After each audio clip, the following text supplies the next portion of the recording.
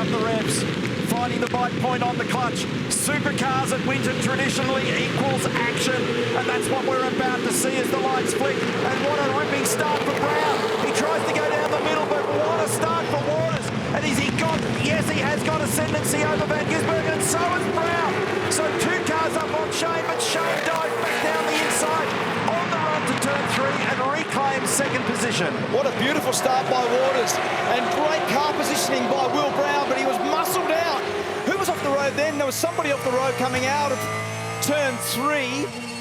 On board now with Chaz Mostert. He parks that Commodore. There's Winterbottom, but there was somebody else also, I'm sure. There was a lot of contact with it. Oh, how was that for a slide by Will Brown? Waters has got a margin of almost 1 second, believe it or not, as he transits turn 8 from Van Gisbergen, who dropped to third, then got back to second quickly from Brown, who had a big save on the run into turn 7, then Mostert, then Holdsworth. Limping at the back of the pack is Mark Winterbottom, and we'll unpack that story when we take a breath and get a moment. David Reynolds has definitely got pace at the moment on Anton De Pasquale. He has a little look, a big look, more than a look, a bang, a bump. And he gives it away. He could have batted on with that, but he gave it away. That was sensible driving by David Reynolds there. If he stayed where he was going to get penalised. A bit of an unusual one for Mark Winterbottom in Irwin Racing. The car just completely stopped, so they've got a spare battery on standby, but everything at the moment has gone back to normal, so a bit of an electrical drama for them. That's weird. Thanks for the update, Prix. He's miles behind at the moment. So it's a big job now for Frosty down in 27th position. He's actually 10 seconds behind Gary Jacobson. Shane's reporting, I just heard him on the radio, Shane's reporting that fuel's coming out of Cam Ward's Mustang. So he's complaining about fuel coming out of it. There's the gaps, picked it there, it's only 0.6 and then 0.8 back to Will Brown. So Will Brown hasn't fallen away very far at all. I think he just overran. He did. Fuck me, dude. Foot of the clutch, foot of the clutch.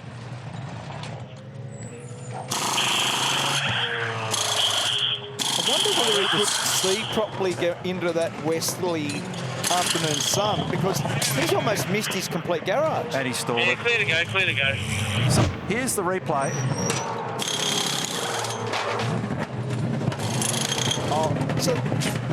So they've done that. Oh, now I understand. So they did the left side, because I couldn't work out why it was crossed up, but that was after the fact. So just mass confusion. So they did working side of the car, not the rears. 40 km/h pit speed limit control. What's going on, mate? Go. Not bad. Looked like it was a reasonable stop. We'll get a number for you. So where does he join back on? There's Shane in the background. The number was a 4.8. He had about a 1 second cushion before the stop. Out he goes. And he's got Shane right on him. And he's got an unbalanced car now for this next lap. So he's got to have his elbows up high to be able to cover. It's going to be on here. So he dives down the inside.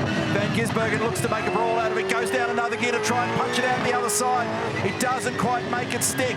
So for the moment, Waters has just been able to pull that off by positioning the car in just the right spot. Into the left-hander at 5. And it's an uncomfortable feeling when your car's got cold tyres on it to try and do this. He's asking a lot of those Dunlop super soft tyres, but he knows if he can get most of the lap done here and keep Shane bottled up, he might have him covered. Hanging on by his fingernails at the moment, Waters. This might be the last chance under those tyres. Get up to temp, and he missed the apex by a long way, but he was able to still drive off the corner. So he got off the corner nicely, made that little mistake in the mid-corner, but it didn't really matter. Drive traction with the fresh tyre was really good. I reckon he's right now. He might be okay now, so things have just settled down now. So those tyres have come in and you can see the margin. In corrected terms, he's about 2.5 seconds from what will become Control the lead. to all teams. There's something happening. Pit lane drive-through penalty, car 9, unsafe rotating rear wheel. So all of that trauma around the Will Brown stop now also results in a PLP, a pit lane penalty, because of what happened there when everything went sideways.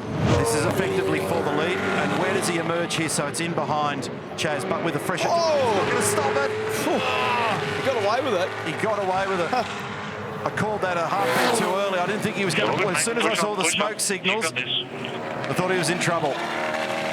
So now he's got fresher tyres than Chaz, but he doesn't have track position. Now the only driver to stop now is Lee Holdsworth. I presume they'll bring him in next lap. Interestingly, Holdsworth on those fresh tyres has just gone faster in Sector 1 than anybody else. So Reynolds has got by Mostert up into third, beneficiary of the latest stop. And Holdsworth is 15 seconds behind the lead, but he's only 3/4 of a second behind Brodie Kostecki at the moment. So with that sort of pace that he's got with the rubber at the moment, he might be able to click off Kostecki, possibly even Pye. Whether or not he gets to Mostert, I'm not sure. Chaz made an argument of it, though, on the run back to turn 1. We only saw it happening on the computer timing, didn't see this, so good to be able to pick these pictures up in replay. Great little battle between them. Good clean battle as well. He offers it back up the inside to give him a touch-up. Just maybe a tiny little one. And this is the run on the outside down to turn 1. This is an awkward place to live. It is. Yeah, you don't want to be on the outside going into here.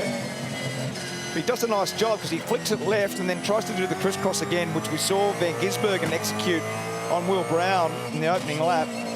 But at that point then it's over and out because David's on the fresher tyre and he's been able to sneak away now. So he's got roughly 2.5 seconds gap on Mostert. You can see also that the sun's pretty brutal when you make your run out of turn 12 here and also through 2 and up towards 3 at this end of the day. He's protecting the tyre more than Shane in several places. They've got a very different exit line out of that turn 9 as we go back and pick up a replay here of David having a lunge down the inside of Scott Pye.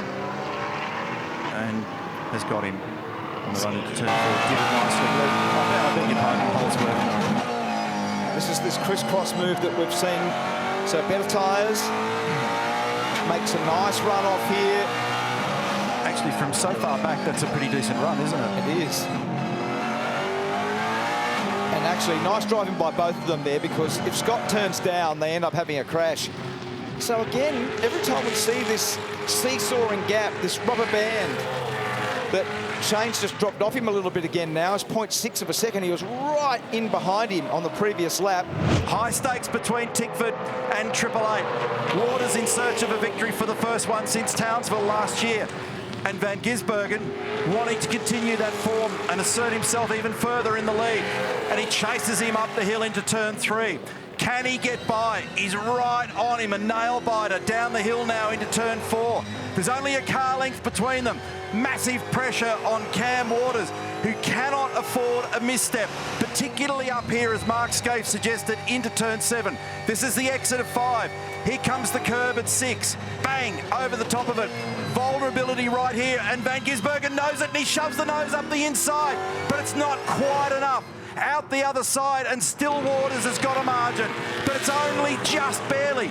If he can hang on to this, it'll be a great under-pressure victory for Waters. And Van Gisbergen tries to drive it out the other side of 9, but he doesn't quite have enough. He's got 3 corners remaining. This is 10. Waters survives out the other side. Now it's 2 corners that separate Cam Waters from a potential victory. They fought for this one at Monster. Van Gisbergen bombs it down the inside of the ribbon, and he's almost got up there. And they come together in the final corner. And Gizzy backs away from it. And Cam Waters, a huge victory at Winton. Great last lap.